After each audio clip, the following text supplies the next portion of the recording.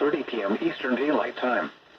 At 1:53 p.m. Eastern Daylight Time, a severe thunderstorm was located over Windfall, or 11 miles southeast of Kokomo, moving northeast at 55 miles per hour. Expected hazards include 60 miles per hour wind gusts. This is a radar-indicated threat. The following impacts are expected. Expect damage to roofs, siding, and trees.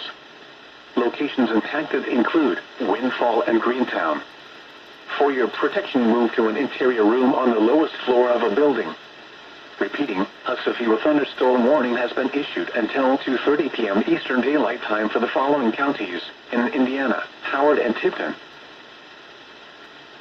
That one is on the county line, though. Not only that, but there was just confirmation of a 61 mile per hour wind gust in Tipton, so that's just great.